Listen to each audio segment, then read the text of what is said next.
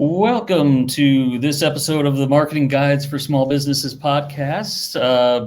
I'm Dan Gershenson. As always, I'm joined by Ken Tucker and Paul Barthel, Jen Kelly, and Ian Cantle. We are talking today about power partners and the benefit in having them. You don't have to do this thing called business development alone. You guys may not have sometimes thought about that, but as a business owner, the secret sauce is not necessarily going to more events and drinking a lot more coffee with people, but actually developing deeper relationships with what we call power partners.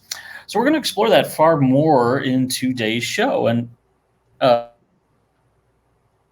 know you've done a fair amount of networking up there in Bradford. And like many of us in our neck of the woods, you've probably gotten a good look for what makes an ideal power partner. So for the folks listening, in your experience, just so we can kind of know what we should look for out there in the world and what makes for an ideal partner, what's a great power partnership look like to you? Sure. And before I start, we have to use like the monster truck voiceover for power partners. Someday. I thought it would be good to start by defining a little bit what a power partnership can look like. Really, it's a relationship between one business with another business that closely aligns with their ideal customers. So let me say that again. It's about the ideal customers. It's not really about even affinity of service, although a lot of times those partnerships can work really well. You have to make sure that you serve the same type of ideal customers. Essentially, there's an alignment between the two businesses where they feel confident in referring to each other. So some examples of that. And essentially, they become referral partners between them. Some examples of that I've seen work really, really well in my world of networking that I do are electricians and contractors, because they can actually send work both ways. Obviously, the electrician often works for the contractor, but the electrician is on the lookout for opportunities to talk about that contractor as well. This is kind of a cool one. And this actually came out of the networking group I'm a part of. A massage therapist, a skin specialist, a hair salon, and a naturopath.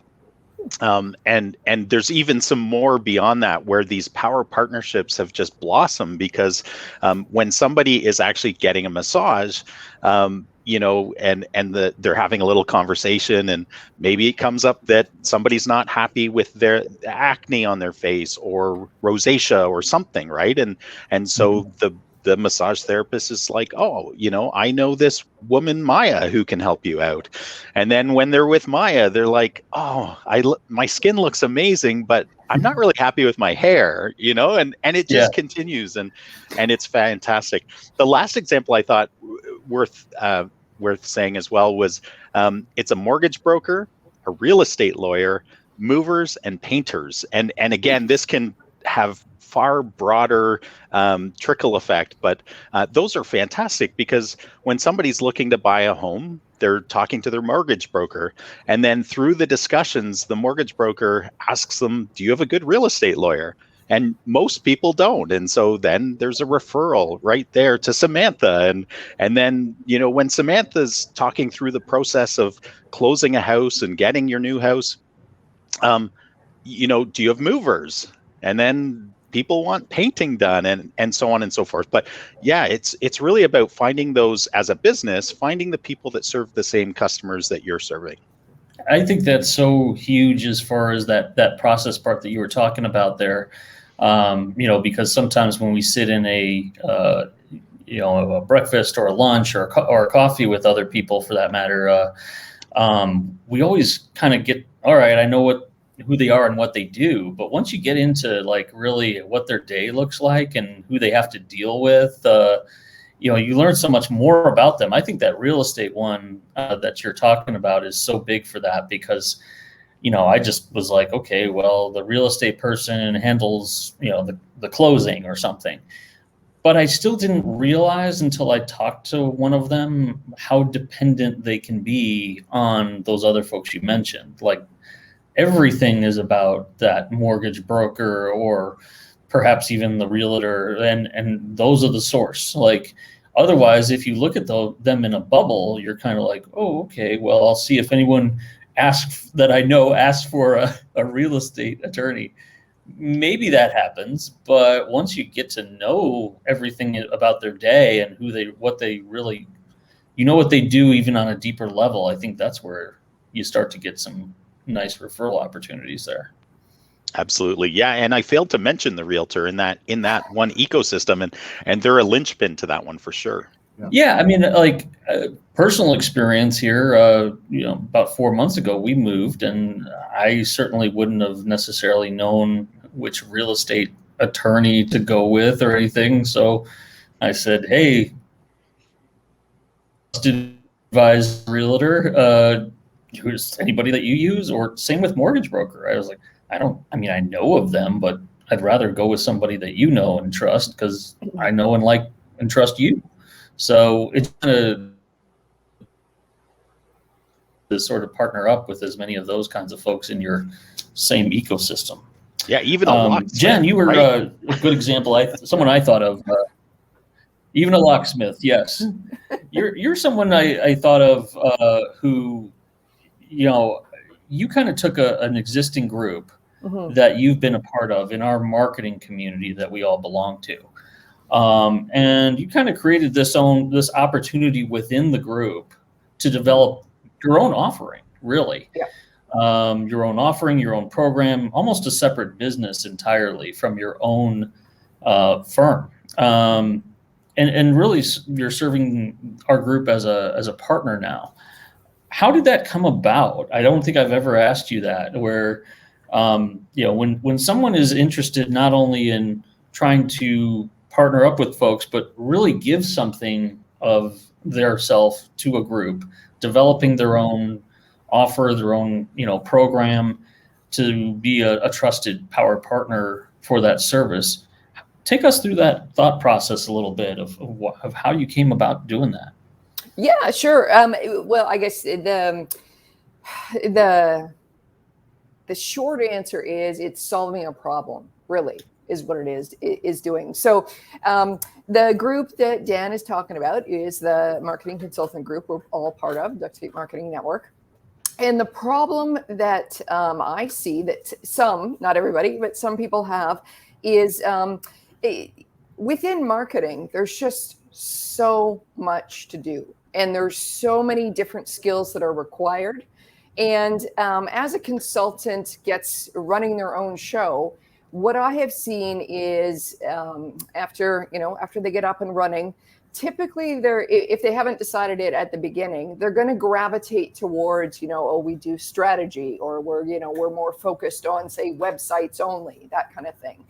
And what I was finding is there were a lot of people in this group that they wanted their consultancy to be focused on strategy, focused on the big idea, the vision, really going out and helping clients with that.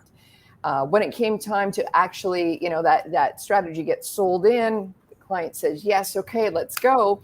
That's where they wanted to end, because their good skills and their focus was really on the strategic side of it. Implementing that strategy, while they knew it was important, was something that they didn't want their business to be focused on. And so there was the opportunity. And how I came about with this is the implementation of marketing. And with that, I guess that's a fancy word for, getting it done, everything that needs to be done day in, day out, week in, week out, in order to say, get the mailing out, making sure the social media is happening, make sure the website is, up and running, all of the stuff that happens every day. That is, implementation, maintenance, execution, that type of thing. And just naturally and throughout my own career, that's an area where I have really both gravitated to And it's the kind of thing that you need both, right? You need the good strategy, you need the great implementation. The implementation without the strategy, you're just running around doing tactics. The strategy without the implementation, you're leaving a whole bunch of good ideas just out there hanging, right? So you really do need both. It becoming something that I guess my skill set and throughout the firm, we've attracted the people that have that focus, that dare I say, real love of implementation. That is something that we are, funny enough, passionate about and very, very good at. And when I was seeing that there was a lot of consultants that would rather, leave that behind, but knew that their great strategy needed, some solid implementation work, that's when it was like, okay, maybe we can do this offer. And so that's how essentially it started. And then it did start slowly. Like, it wasn't like I had 100 clients all of a sudden, but it did start slowly. And every client is different. Even the consultants in your own network, even though people you network with for years, they're completely different as a client. So you got to make sure that you've got a good rapport there and can execute. But essentially, that's what I ended up doing. So yeah. But at the very beginning, it's solving a problem that a group of people have.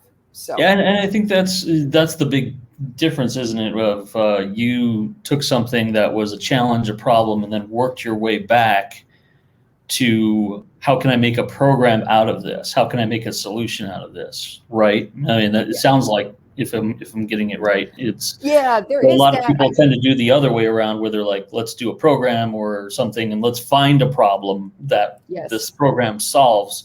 Where I think the way you did it was just so much more natural. It's already out there. There's a need. Mm-hmm. Now you just have to tailor everything around it so that just feels like a natural sell.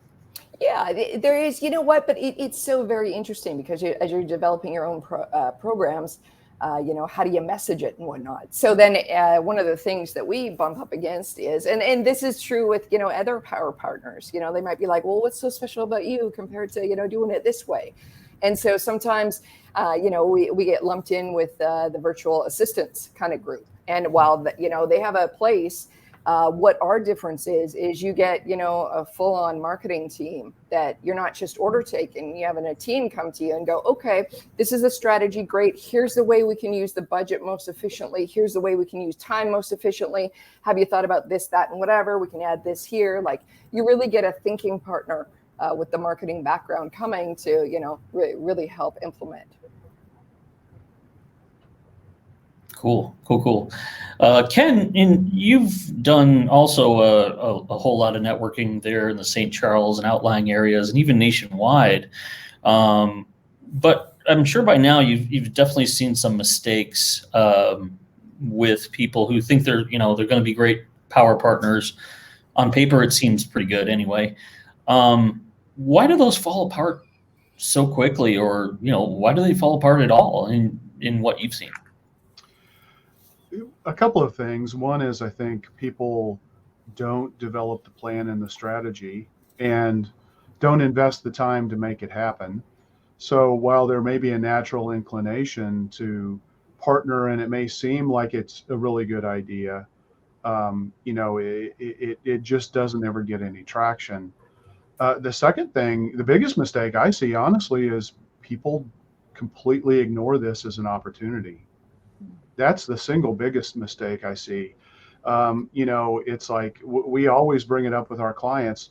Who are your golden geese referral sources? Who are these strategic partners? And it can be a one-way or it can be a two-way relationship. I mean, honestly, one of my best referral partners, it's very much a one-way to me beneficially, which is great. I'm in BNI, and BNI is, and really BNI is a fundamental strategy for developing power partners, whether or not they're aligned with your ideal customers or not. You're training an extended sales force, and that's a brilliant concept, and everybody should look at a networking group like a BNI to see if that makes sense for their business. That's always something that I think should be on the table.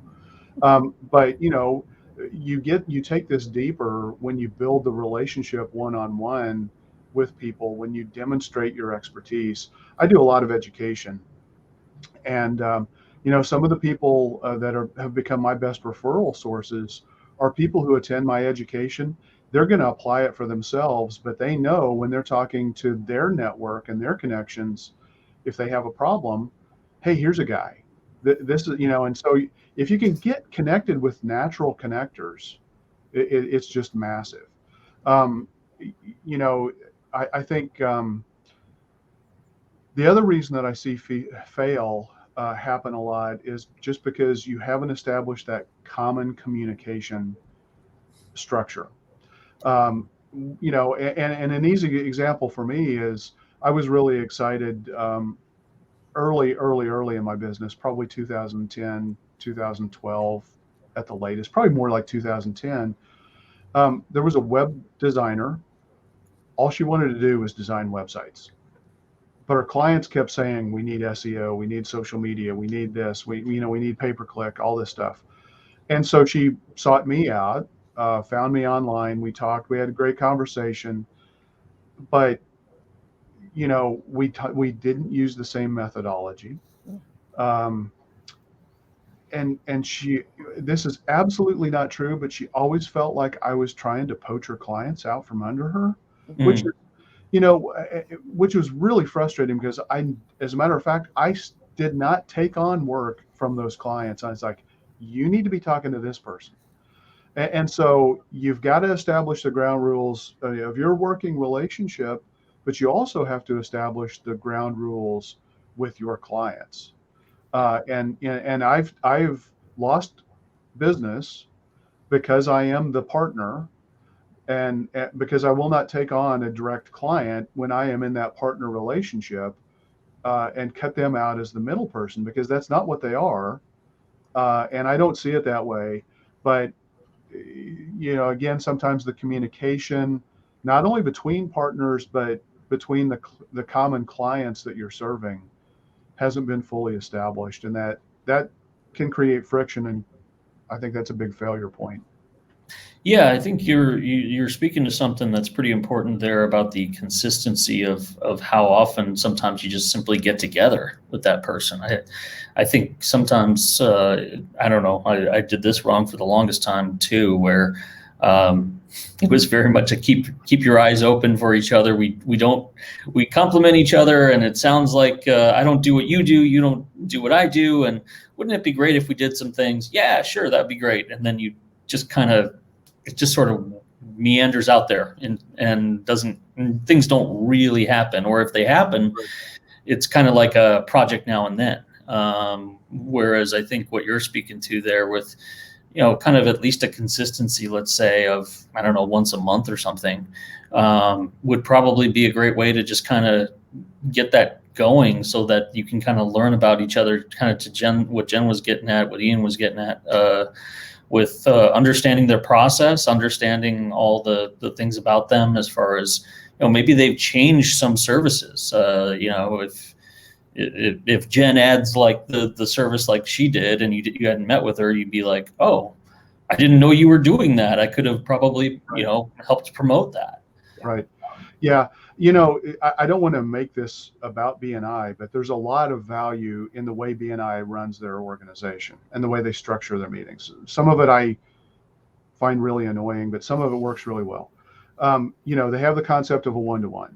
So you meet with the same group every week, but the real value is almost always built when you have that one-to-one meeting with people outside of your regular networking event.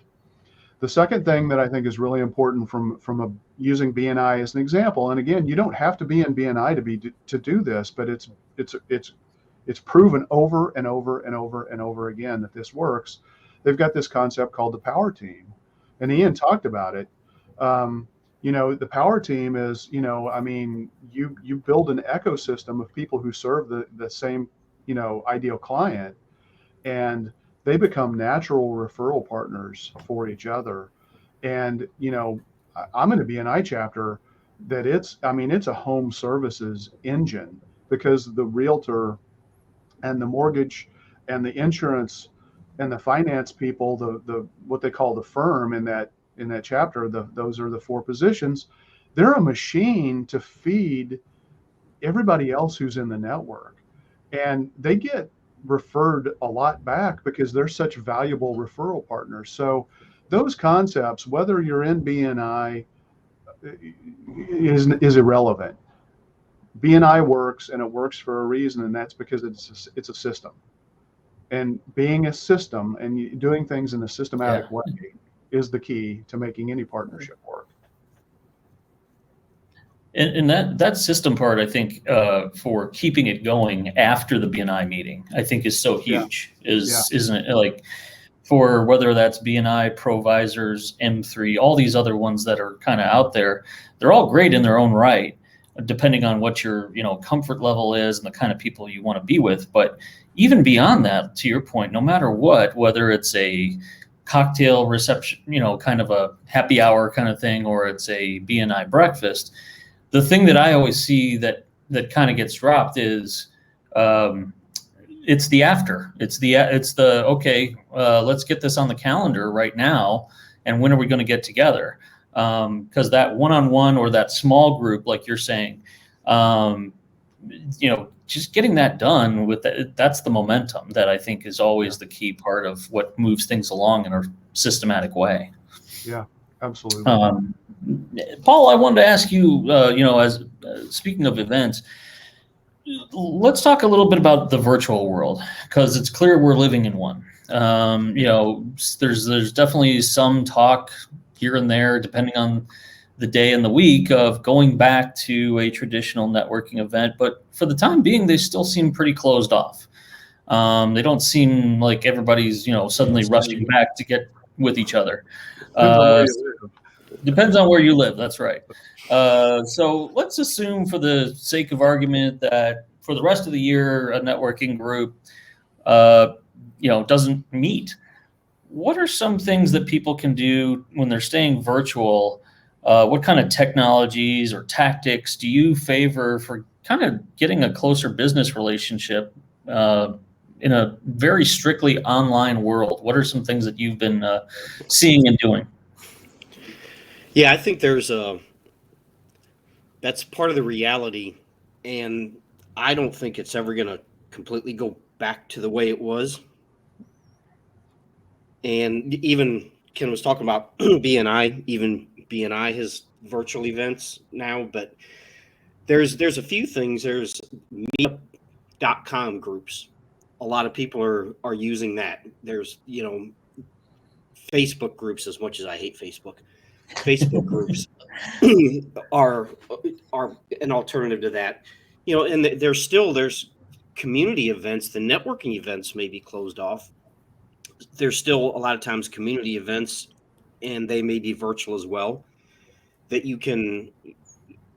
people can go to, or people can attend. You can volunteer. People don't realize that volunteering, who knows who you're going to meet if you're volunteering to help do something. There's all kinds of online forums, and it is a virtual world, like you said, and that's not going to change. And I think part of it is just connecting with your power partners, your referral people who refer your business, just staying in touch with them. It doesn't have to be in person, but pick up the phone and call them. Just schedule a time to get a group together and talk to people. Stay in touch. It's gonna, because like you said, it's a virtual thing.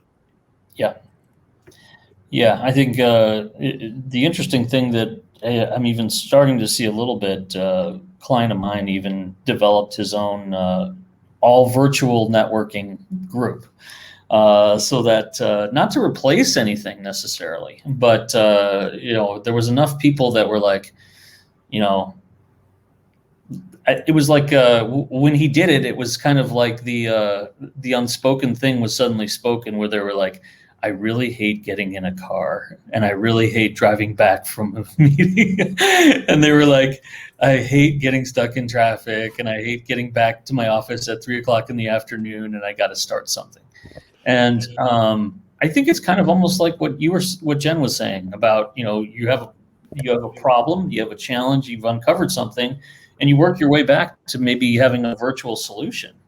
I think, gosh, I may be in the minority here, but I think Zoom is one of the best things that ever happened to us. The silver lining, because now we're able to basically not only keep some of these physical, networking groups, traditional networking groups, but now we can have stuff that isn't defined by geography. So I think that's probably opened us up, right?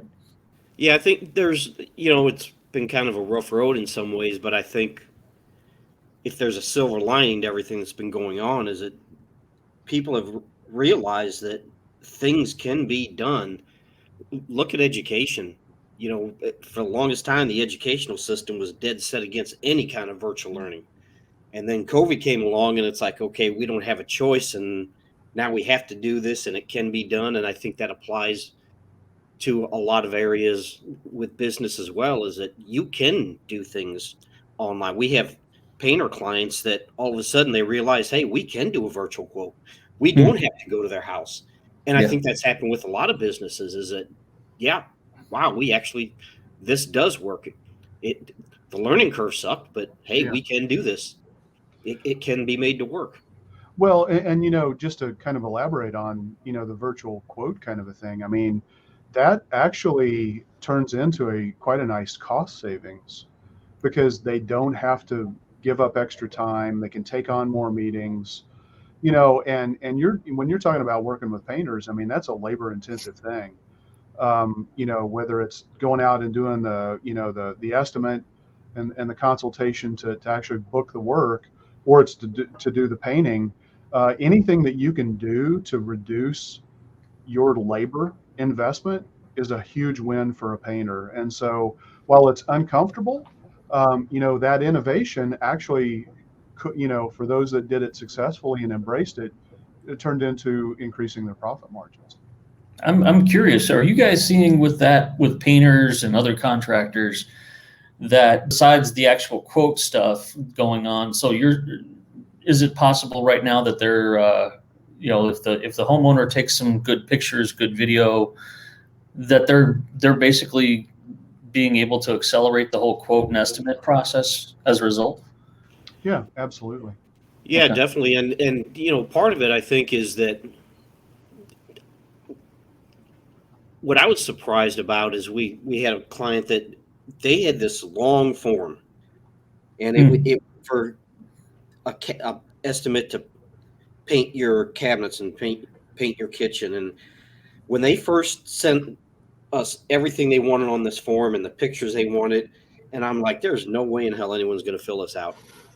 And people did, and I'm like, wow, okay. It's like I was kind of floored that people actually took the time, because this thing was like half a novel, but people filled it out. Yeah. So it does work. People probably wouldn't have done that before COVID. Probably not. Yeah. But COVID has fundamentally changed, consumer behavior too. So you have to embrace it. Yeah. I mean, I think we used to say it was all things like DocuSign and other stuff like that was around before this, but you're absolutely right. I think that's what we've done now, is we've gone beyond that to totally change up our entire process now, so that people could turn it around theoretically within the day, maybe even a few hours. On that note, Ian, I wanted to ask you about you were mentioning some power partners earlier on with different folks within your BNI and some other networking groups. Let's turn it towards you, though. What about, is there a good example of a good power partner, strategic partner you have? Is there one where maybe you could sort of take us through how that came together? Because I do think one of the things here that we are seeing, and we should mention, is that likability does matter. And I think sometimes people just do this stuff together because it seems like the job descriptions mesh. But tell us a little bit about somebody who you've worked with and it came together and kind of the chemistry from that? Sure. Our best power partnerships, and I would say I'm very good at observing good power partnerships. I would say it's been a challenge for us in our business. One of the reasons for that is because similar to Jen, we are very good at strategy, my team, and we're also very good at implementation. And so in the networking world, there's lots of other marketers that do little pieces of this, but they often if they are web developers, they'll often sell SEO, and so it's hard to do partnerships in a place like that. But let me elaborate a little bit more. So the ones that have worked out are with business coaches or consultants and marketing coaches and consultants. So similar to what Jen was saying, the marketing coaches or consultants who work at a very strategic high level, but don't want to be the implementer. Fantastic referral partner, fantastic power partner. Same with business coaches. Those guys are talking about with the client how they can improve the growth of the business, and oftentimes they get into processes and how to improve different things within the business, and marketing always comes up, but they are not marketing experts. They might have some marketing knowledge, but they love to bring in a partner like us. But the word likability, I would say yes, most of the time we like each other. What I would actually say is it's more about the word I like to think of is resonance. When you think of kind of musical notes working together and creating a beautiful chord, that's kind of how I think of those relationships when they're working really well. It's when, yes, we like working together, but we have alignment. So meaning they have similar philosophies, and Ken talked about methodologies, but similar ways of treating their customers and growing their customers, businesses. And it's all about developing trust between us as partners and confidence, because we need to be confident that when we send them business and when we introduce them to our clients, and it goes in reverse as well, when they introduce us to their clients, that first of all, they're assured that we are going to treat those clients exceedingly well and that we won't hurt their business with that client or customer. So that's super, super important. And the kind of the last cog in that or criteria, I would say, is non-competing. As I said kind of at the start, there's lots of businesses that kind of broach or bleed into other areas of marketing, and we've looked at partnerships with those people. We've looked at supporting them because they don't have the expertise we have in a lot of areas. And those never work because either they feel like what Ken was saying, they feel like you're poaching their clients, even though you're not, or you feel constrained because as the strategic marketing team, you're actually not able to implement and help that client as much as possible. So yeah, I would say non-competing, like-minded, individuals who resonate with you and resonate with the target customer, and provide supportive services for each other. Yeah, and that in the group, networking group of any kind, I think that's always kind of that challenge, isn't it? Where you're doing some things that you could kind of say from time to time overlap. And we had that very situation go on in a networking. It's a group within a group that I run for marketing, and there was a lot of that early on in the first few months where it was like, hey, tell me what you do best, and someone would say something and then they would be like, oh, well, but I do that too, by the way. I do that too, and I do that too. And so suddenly they were trying to grab all that. They didn't want to limit themselves or something. And it very quickly became something where I said, hey, I know you all can do a lot of things. What is it that you do best? What do you love to do? And if we had to absolutely bring you in for one thing, what would that be? And so I do think you, whether you're the coach of a group like that, you kind of have to hold their feet to the fire and say, okay, this is it. What is it that they come in the door for? If I had to choose one thing, I know you're full service, but just tell me, what is it that you're known for? What's your claim to fame? And it just makes it easier. But we didn't get there without a lot of work. I mean, I think it probably took 6 months for somebody to finally give in and say, okay, I'm this, you win. Like, I don't have to be doing this or this or this. But by the way, I still do it just in case. So it's constantly, I mean, I'm not even exaggerating. It's constantly like, just, okay, I know, but that's this guy, that's this person, everybody play nice, so. And I should mention, you had asked me, and I didn't answer it. I forgot to, but you'd asked me where these relationships started, and both of them started. Both of those types of relationships started in a networking group. One was a local networking group, and one was in an international networking group of a different kind. But it was because of the consistent. Nurturing of those relationships and sharing what we do over time and how we might align efforts. It takes work and it takes time because you're building a relationship. Yep. Jen, same question for you in a way. I'd love to know any particular power partner that you've had and how that came about and what makes that so special. But among us, you're the one who's probably closest to being a true blue project manager. I know that from experience. And so part of, I think, what makes the power partner relationship work is keeping them honest and tracking and holding them accountable, and the communication and all the good things that everybody here sort of mentioned. But when the rubber really meets the road for that, what kinds of things do you recommend for keeping that power partnership on track based on either things that you've had with your own business or things you've seen from others? What's a good piece of advice for folks who really not only want to have after the honeymoon phase of the first month or two, okay, isn't this great? We feel great. And then give us a glimpse of what it needs to succeed for month 6, 9, and so on. Yeah, absolutely. Before I answer that, I just want to jump on what Ian said. And Ian, you say it so eloquently, but there's you do. But there's one thing I have to jump in about power partners and that kind of thing. Like, everything sounds great and all that until we have to exchange money. You know what I mean? Until there's any kind of deal here. You're going to do this for my clients.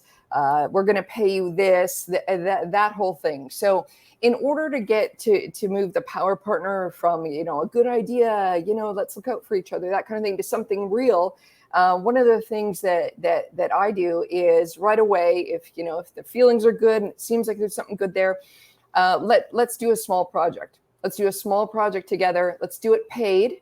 And let's see how it really is to work together. Because it's one thing to network every week and, all great. It's a whole other ballgame to be working with someone.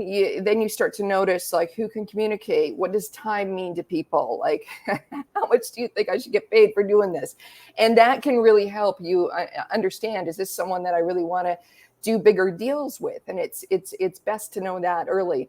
And oftentimes, more times than not, it does work out, and it just allows you to get that communication.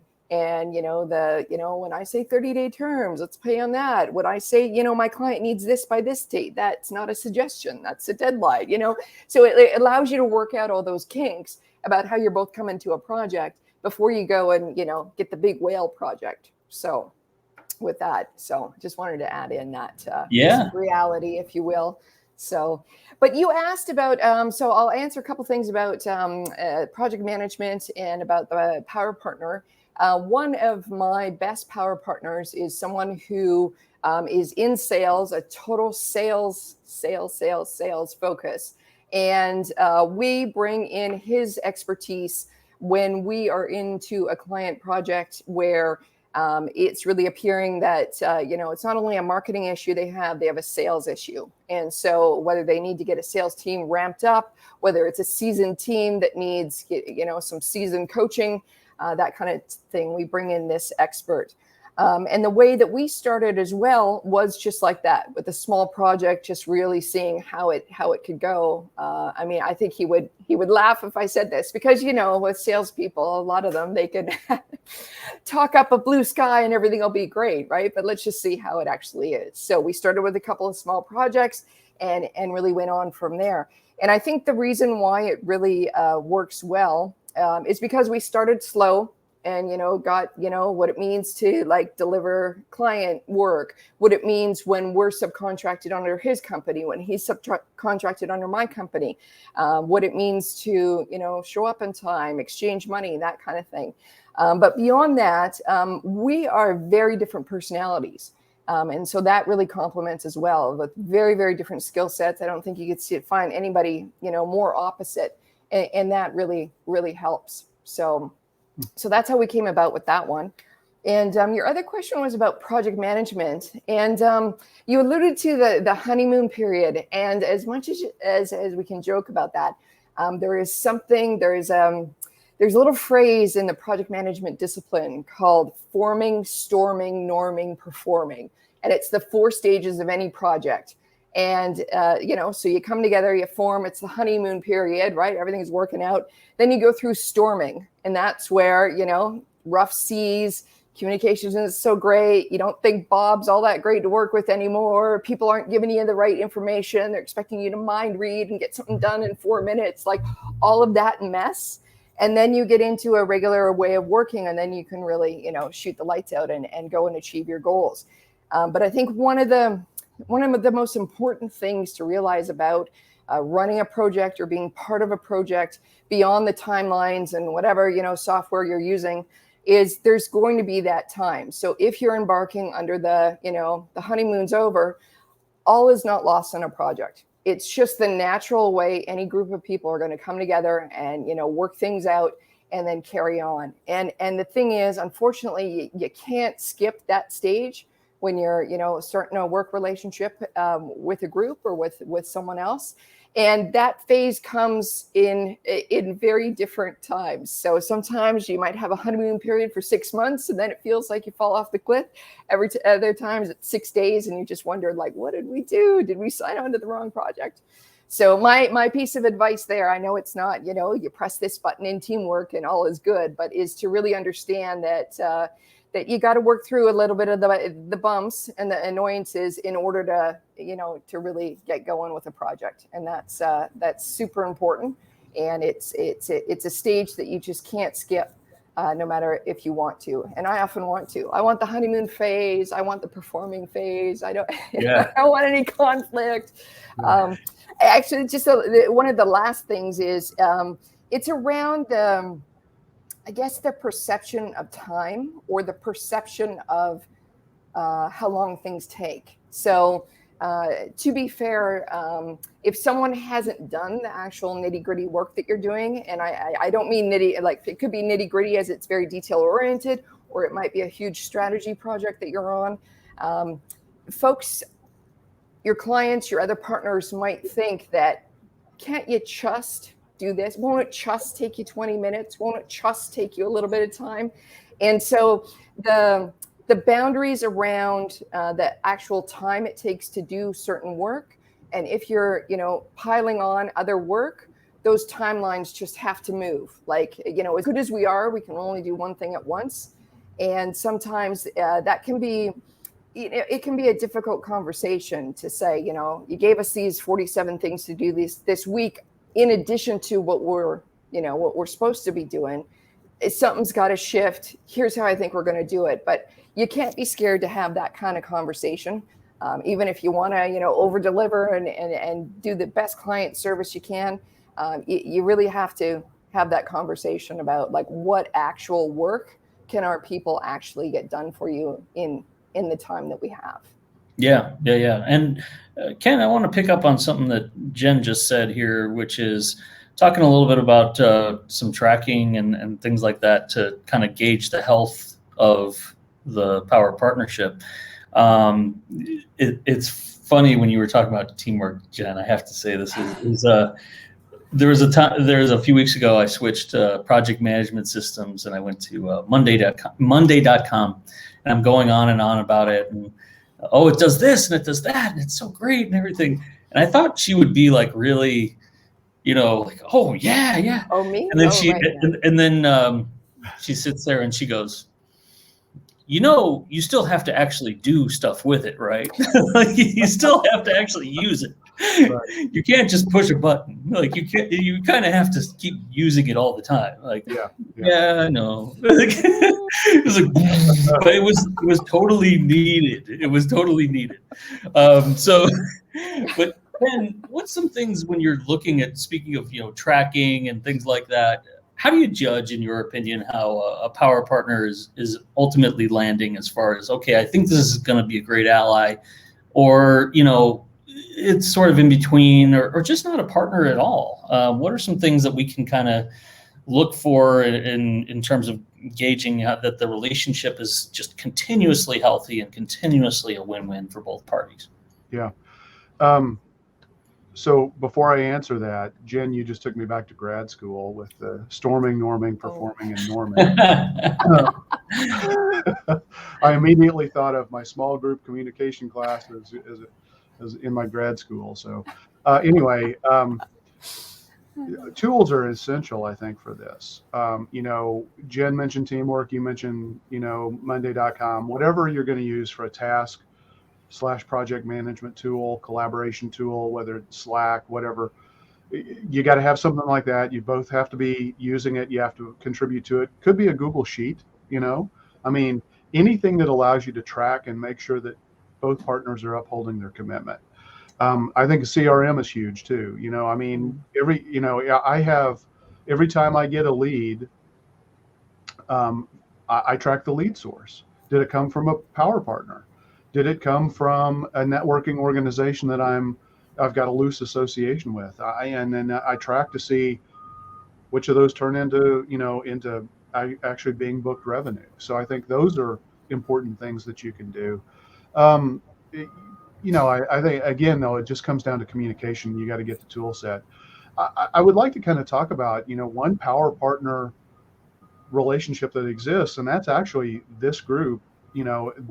The genesis of the marketing guides for small business was actually a couple of marketing consultants coming together, deciding that they wanted to write a book and use that book as a way to build authority and probably for some lead generation.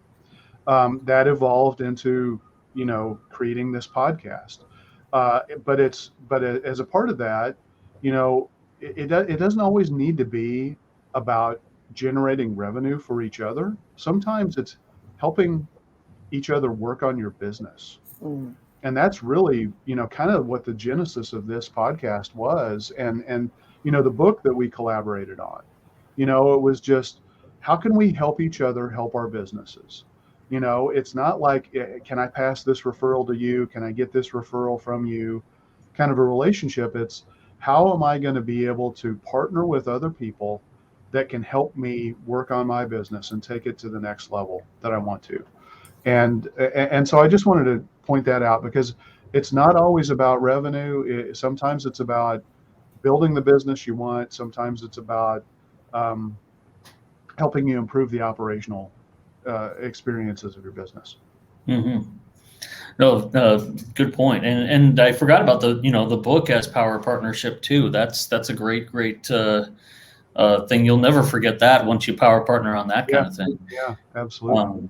So Paul, I'll let you have the last word here, because I know one of the things I wanted to ask you about, you started to mention was education for your power partner, as far as getting them up to speed on all the things you do.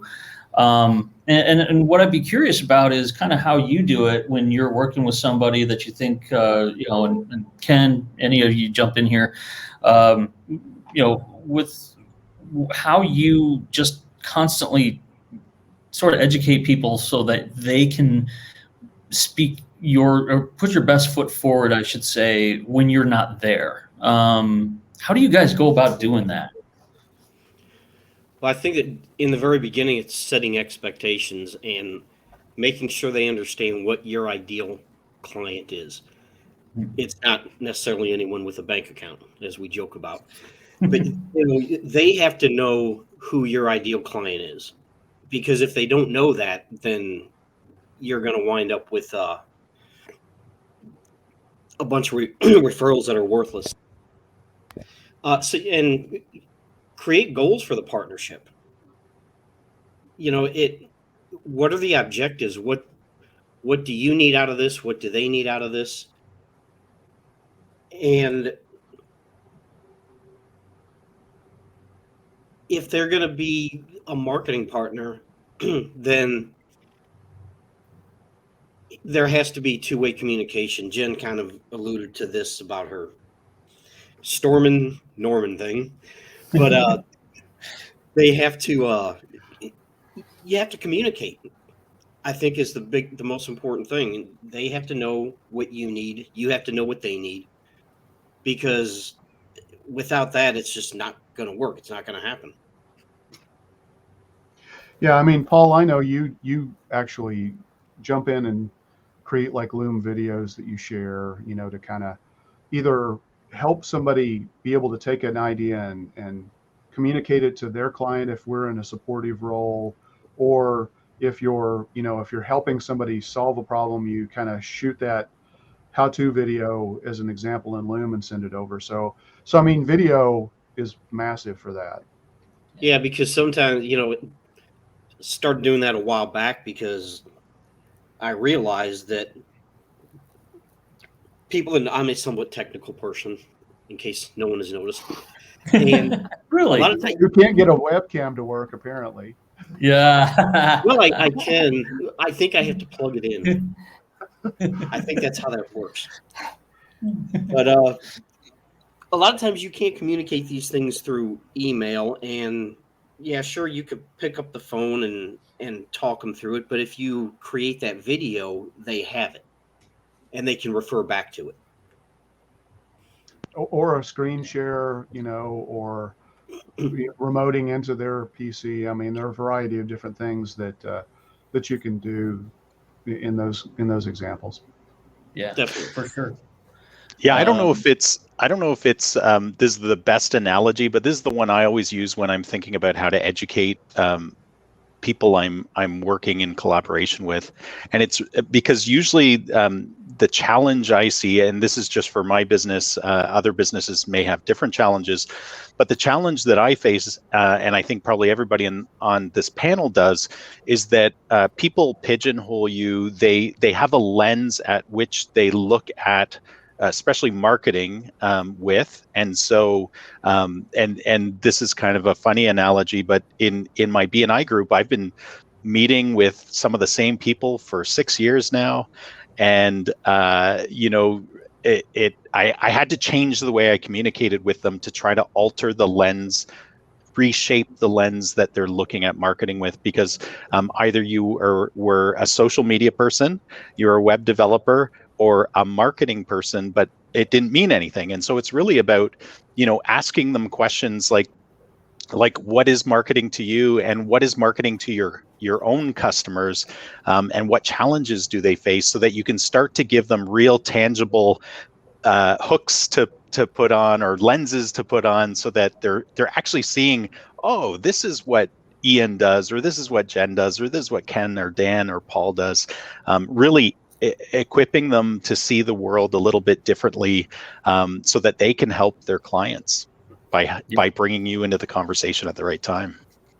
Absolutely. And speaking of bringing the conversation in at the right time, I think this is the right time to say thank you very much for letting us go overtime a little bit here. But I think this is a very, very important topic. And I think just remember, you never really have to do new business development on your own. Find the right power partners, much like all the folks on this call have alluded to with some of the ones that have been successful for them.